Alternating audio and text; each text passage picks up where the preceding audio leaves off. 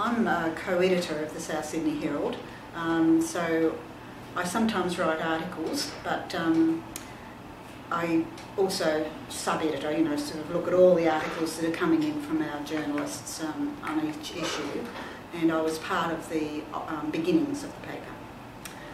Well, I was trying to work out when we actually started, and I think it was 2002, and I've been since then.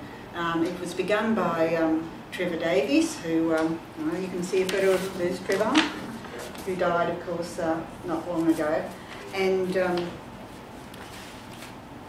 Trevor Davies, Reverend Vladimir Korotkov, who was the minister of the South Sydney Uniting Church, and myself, we were concerned that particularly the Redfern area only ever got bad press coverage, always negative, you know, oh, they're rioting there or they're stealing there or whatever.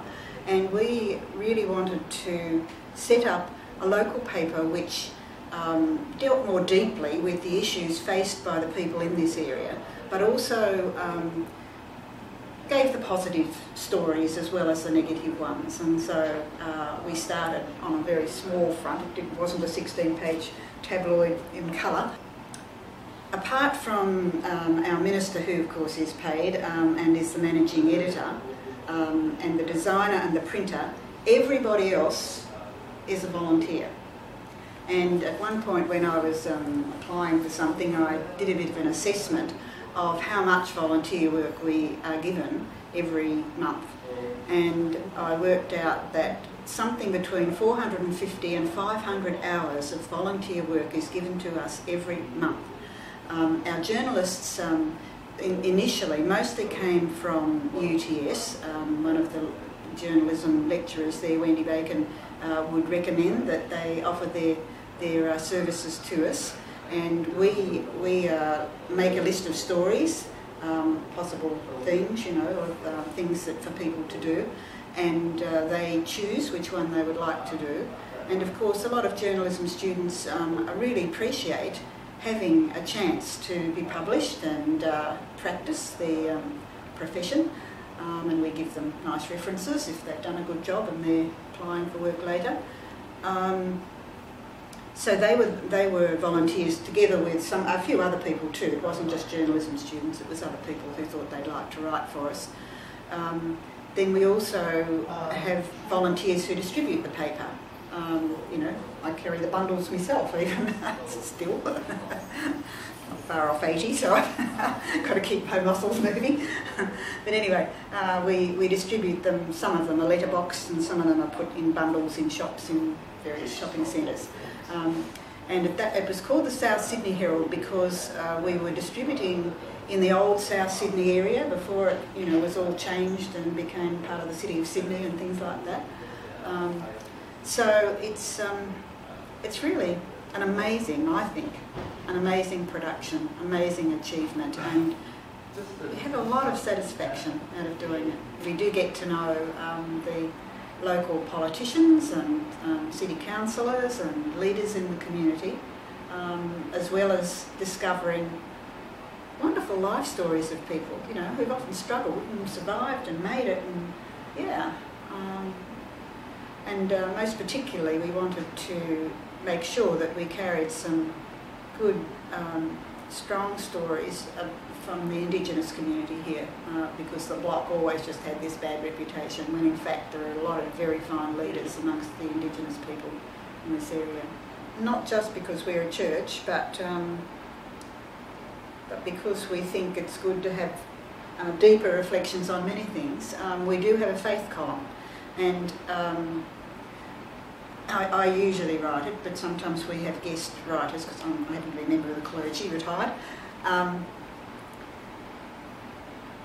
And it's not extraordinary to have a faith column if you live outside Sydney. Sydney is always, you know, the Sydney Morning Herald doesn't have a faith column, but the Melbourne Age does. I mean, I'm on their panel, and I often write the same article, not often, but every now and again, for both papers. They give me permission to do that.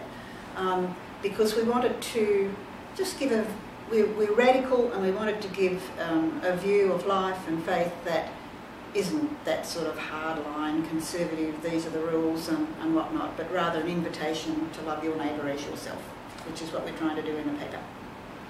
The paper has a whole history that goes back before it was the South Sydney Herald, where Trevor had had various other incarnations of it in small publications around the area. They started off as little A3 folded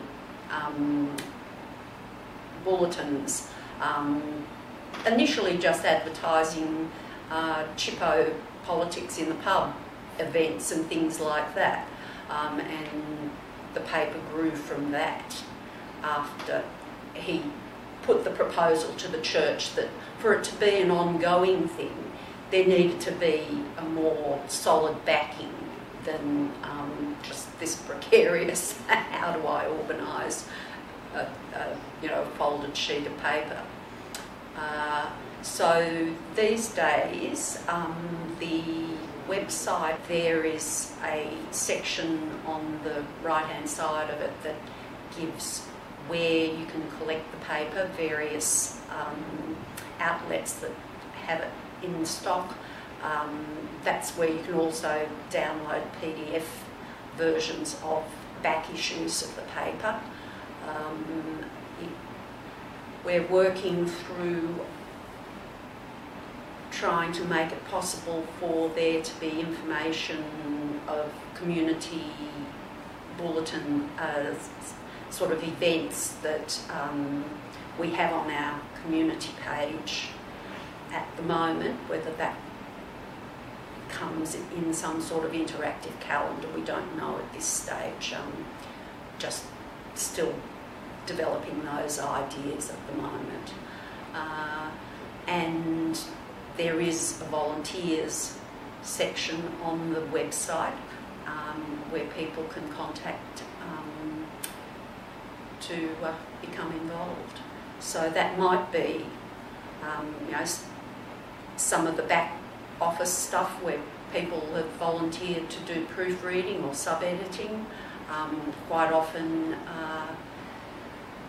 Dorothy's partner Ali used to do the majority of the photography for the paper, and Dorothy lost Ali in the last year as well, so we don't have as many people on the photography side as we used to, because Ali spent most of her time working, taking photos, and it's a huge hole in the paper.